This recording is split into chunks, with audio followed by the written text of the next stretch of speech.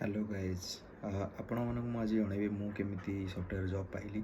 आ मु केमी software engineer heli मु कौन पढ़ी तो बेसिकली मु एक्चुअली मेकानिकल ब्रांच रो मु बीटेक करथली डिप्लोमा मेकानिकल बीटेक भी मेकानिकल ब्रांच रे तो मु एमती जस्ट नॉर्मल प्रिपेयर होतली गवर्नमेंट एग्जाम पे तो मोर भाई दिने कॉल कला कि तू गोटे काम कर तू सफ्टवेयर पशि जा तो एमती अलग जॉब कहीं करूँ सफ्टवेयर जॉब तो आजिकल सब मिलूँ तो अलग ब्रांच हेल्ले भी चलो किसी प्रोब्लेम नहीं तो मोर भाई सजेस्ट कले कि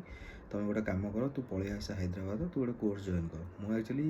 एमती मुझे जान नी कोर्स विषय तुम भाई सहित डिस्कसन कलापर भाई मत कहले कि तो तू गोटे काम कर तू सफ्टवेयर टेस्टिंग रे जॉइन कर जा सफ्टवेयर टेस्टिंग कोर्स मुझे कौन कल हैदराबाद आसला मोर सांग दुई जन रोते हैदराबाद में तो से दुई जन सहित मुझे रहीकि मुझे गोटे सफ्टवेयर टेस्टिंग कोर्स कली तो सफ्टवेयर टेस्टिंग कोर्स करने को मत अराउंड 6-8 मंथ लगे तो 1 ईयर कम्प्लीटली 1 ईयर कोर्सटा था तो मु कोर्स कलापर धीरे धीरे इंटरव्यू देली इंटरव्यू देलापर मुझे कौन कली कि तापर मु पाइली software testing job Hyderabad location में पाइली मोर वर्क फ्रॉम थिला तो मुझे मेकानिकल ब्रांच बीटेक कर तुम एमती किसी भी मैटर करे कौ ब्रांच डिग्री तुम अच्छी नॉर्मल ग्रेजुएशन पिला भी आराम से करेंगे किसी प्रोब्लेम नहीं तो तुम नॉर्मल ग्रेजुएशन होगला एमसीए होगला बीसीए होगला कि +3 साइंस होगला कि कॉमर्स होगला तो सब पिला माने स्किल मैटर कर केते जानी कौन जानी डाटाबेस रिलेटेड होगला डाटा एनालिस्ट होगला कि डेवॉप्स होगला एबे मार्केट में बहुत डेवॉप्स भी चलती तो किसी प्रोब्लेम नहीं आपन को भी स्किल भी आप चूज करेंगे तो मोर मेकानिकल ब्रांच था तो मुझे मेकानिकल बीटेक कलापर मुझे नॉर्मल प्रिपेयर होती तो सेमती कि जॉब मत मिललानी तो से मुझे सफ्टवेयर पशिली आपण मैंने चाहिए भी आराम से अलग ब्रांच पिला भी आसी आराम से करेंगे किसी प्रोब्लेम नहीं सिविल इलेक्ट्रिकल मेकानिकल इलेक्ट्रोनिक्स कोई कौन सी भी ब्रांच आप आराम से करेंगे किसी प्रोब्लेम नहीं तो से मेकानिकल ब्रांच कलापर आसिली आसला मु इंटरव्यू देली मोर कोर्स सलापर मु इंटरव्यू देला मु रिजेक्शन भी हेली अराउंड 5-10 कंपनी रिजेक्शन भी हेली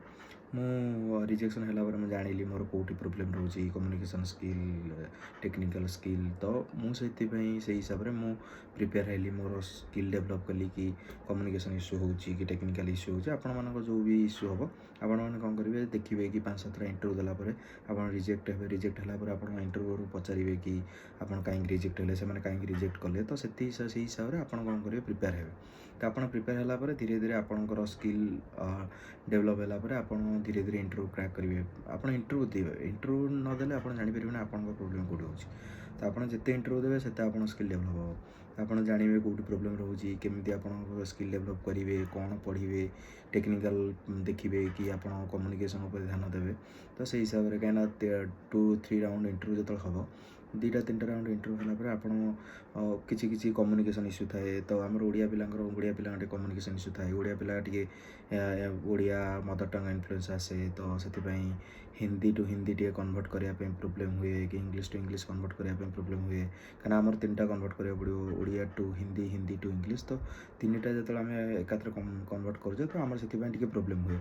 सहीटा किसी प्रोब्लेम नहीं आप मैटर करेनि तो आप आराम से इंटरव्यू देवे इंटरव्यू देलापर आप किसी भी चूज करके आप गोटे कोर्स कले कोर्स कलापर आप इंटरव्यू देवे इंटरव्यू देलापर धीरे धीरे आपंकर 10टा-5टा इंटरव्यू है रिजेक्शन तो आप धीरे धीरे क्लीयर हो किसी प्रोब्लेम नहीं गोटे है टेक्निकल राउंड आजिकल जदि आप एक्सपीरियंस रे जाउछंती तो आपंकर टेक्निकल राउंड रहिबो 2टा टेक्निकल राउंड गोटे टेक्निकल विथ मैनेजर आ गोटे एचआर साले डिस्कसन तापर आप जॉइन करेंगे तो आप से हिसाब से आराम से जॉइन करेंगे किसी प्रोब्लेम नहीं आपण मानू जदि मो वीडियोटा भल लगे तो आप सब्सक्राइब लाइक करदे आप कमेंट करेंगे मो वीडियो तो मुझे आपण मानक अलग वीडियो भी आनिक आसबि आप मो चैनल अलग वीडियो भी देखिए मोटिवेट हे तो से मत भी मोटिवेट हाँपे आप कमेंट करेंगे लाइक सब्सक्राइब करेंगे थैंक यू।